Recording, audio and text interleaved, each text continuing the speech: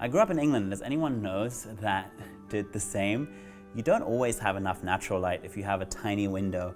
So I learned not to rely on the natural light, and that's why I got into lighting, and I wanted to really set myself apart from other photographers.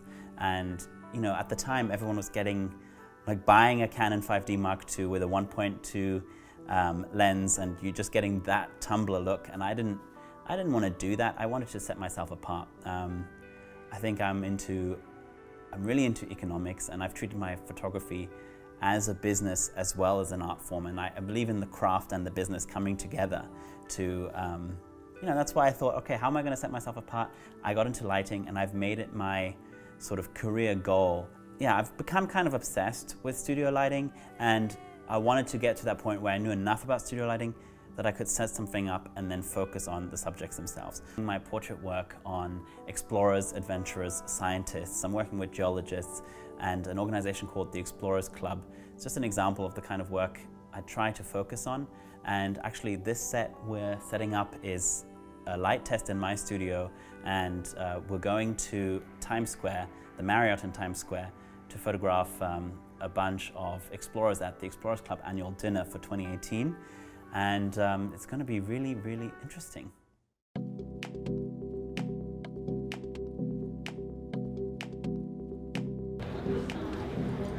1, 2, 3. That's great. Thank you so much. Thank you very much. No way, you look like you're going to punch someone. Yeah, perfect. That's great. So how like this? No, down is good. Down is good. Okay, perfect. So I'm just going to pretend to be directing you. Okay. All right, go for it. Yeah. If you look that way, good. Bring your chin over. Perfect. Yeah, that's great. Great. Good. Good. Perfect. Good job. When I was learning to be a photographer, I always got this idea that experienced photographers were telling me, right, you need to get to the level where we could drop you on an airplane in the middle of nowhere with just a camera, and you're going to take the most amazing photographs in the world.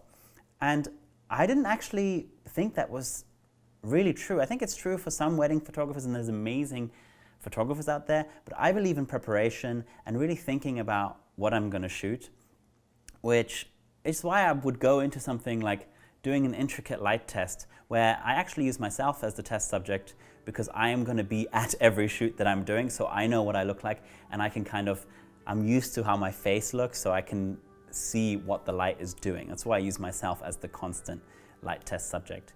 I think the age of, we have so many photographers, so many Instagram photographers, so many people just snapping images everywhere. I wanted to stand out from the crowd and really do high production imagery that looks beautiful, and I can see in 10 years and go, oh wow, that was an amazing job. Of course, it's a lot of work, but I think ultimately it's worth it.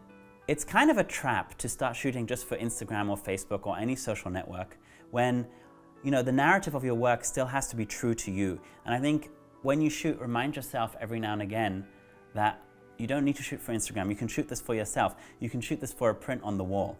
I think some of the most beautiful images are shot to be printed in large format. And we're now all shooting for that little screen on Instagram. And we've lost, I think, a part of the photography industry if we're focusing too much on social media. I try to stay true to myself. I sometimes still shoot film. I had a project I shot in Iceland recently that was me and a friend just being bewildered by, the bewildering landscape of Iceland. And we shot it very casually on film in black sand beaches with icebergs on them and glacial lagoons and moss fields. And it actually turned into an exhibition that I did with Lululemon. So I think, anytime you direct some energy towards something, it is worth something even if you can't see the immediate outcome. I think going at a career with a little bit of a knuckle-headed approach isn't the worst thing in the world, and youth works so well with knuckle-headedness.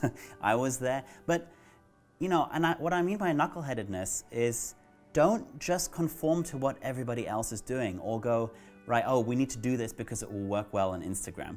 I think it's very hard to have that conversation with yourself about what is it I actually like, and the easy hack for figuring out what it is it actually like and finding your style is just make every decision from this place here. And the way to do that is to make it quick, because the decision you make quickly is going to be the one that comes from in here. So whether you're going to shoot something red or pink, I always think of Miranda Priestley or Also Anna Wintour in the September issue, when she's going through a rack of clothes and she's like, that one, yes, no, no, yes, no. It's years of experience, but she also knows what she likes. And I think she's doing that from a visceral place, not this kind of overthought place. And when you overthink something, I think you lose a little bit of yourself. If you think too much about what your social media metrics are going to be, I think just that's not what photography is about. Follow a little bit of a story that's true to you.